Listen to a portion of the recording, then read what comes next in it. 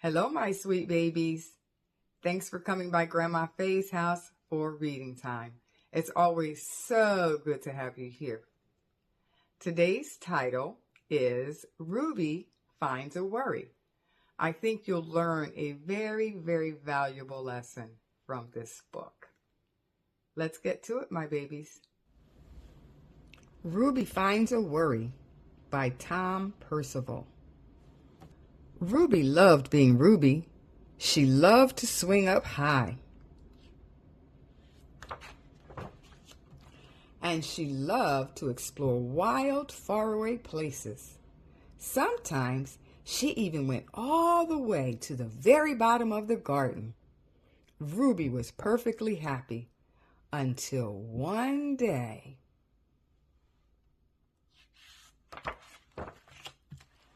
She discovered a worry. It wasn't a very big worry.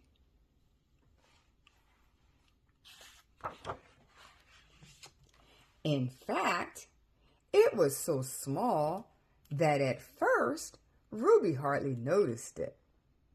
But then the worry started to grow. Each day, it got a little bit bigger.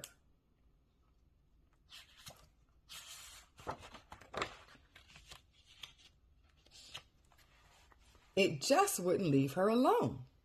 It was there at breakfast, staring at her over the cereal box. And it was still there at night when she brushed her teeth.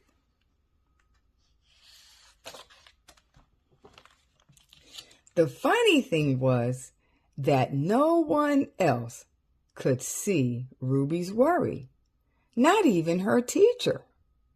So Ruby pretended that she couldn't see it either.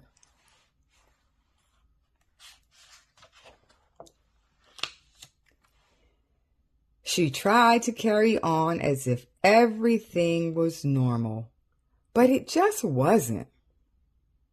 The worry was always there, stopping her from doing the things that she loved.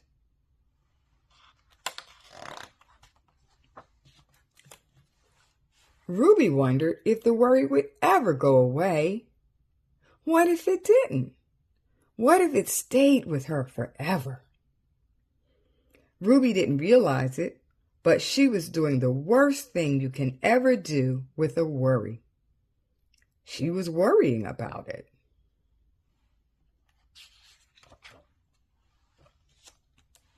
Now the worry was enormous. It could barely fit in the kitchen at dinner time. It filled up half the school bus.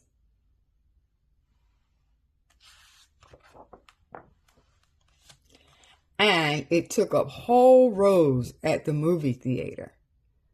The worry became the only thing that Ruby could think about, and it seemed like she would never feel happy again.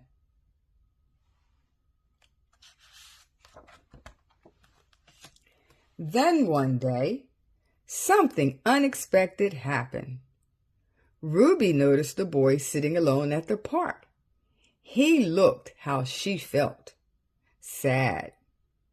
And then she noticed something else, something hovering next to him. Could it be a worry? It was. Ruby realized that she wasn't the only person with a worry after all. Other people had them too.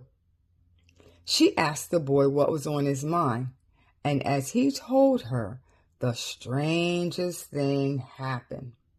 His worry began to shrink.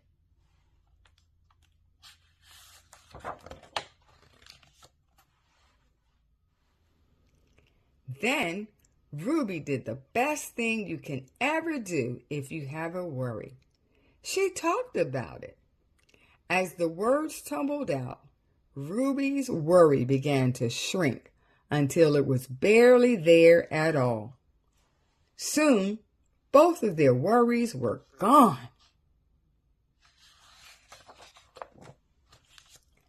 Finally, Ruby felt like herself again. Of course, that wasn't the last time she ever had a worry. Everyone gets them from time to time. But now that she knew how to get rid of them, they never hung around for long. The end. Ruby learned a very valuable lesson, didn't she? She learned that if she talked about her worries, the worries tended to go away. So I hope that you'll take that lesson too. We all have worries. If we haven't, we will at some time in our lives have a worry. And just remember Ruby's lesson. Talk about it. And that worry will begin to shrink. And Ruby didn't say this in her book, but what Grandma Faye also likes to do, if I have a worry, is I do talk about it, but I talk to God about it. So I'm praying about it. And that too helps my worry to go away. Grandma Faye loves you. And remember, you are special because God made you that way. Mwah.